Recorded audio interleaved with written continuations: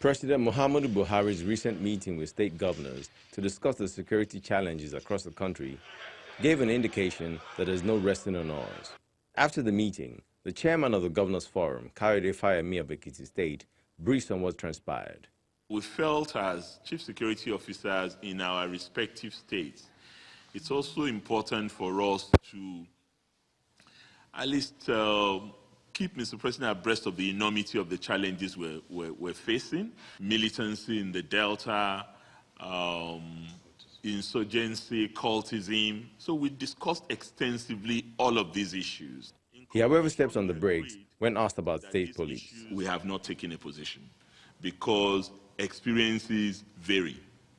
There are governors and states where their experience does not necessarily lend itself to a more devolved policing arrangement to the states. But there are also states where there are agitations for this, and their own governors too have a view that that will work better in such states.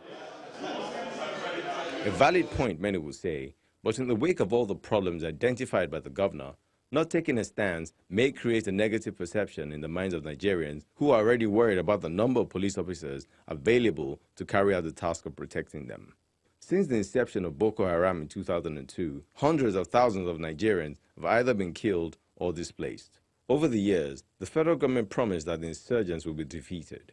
The battle recorded some successes with airstrikes, weapon seizures, and parade of suspects. But then the insurgents appeared to take a backseat, and out came another problem, where herdsmen were accused of moving around with automatic weapons, killing freely. Voices of condemnation was aired by the authorities, and a show of force to contain the attacks was again put in place.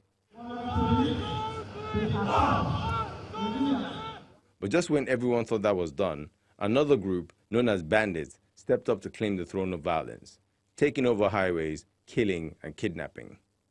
The House notes with apprehension the desertedly attacks and kidnappings carried out on Irua, Lanlate, Igangan, Tapa, Ayete, Igbora, and Ibere in Ibarapa East, Ibarapa Central, and Ibarapa North local government areas of Oyo State by armed bandits and criminal elements. Optimism may be high on the part of the government that the challenges will be surmounted, but do the people share that feeling? Faith will most likely be restored when people can sleep peacefully and move freely without fear of the men from the shadows. Orolu Ashonibare, Channels Television News.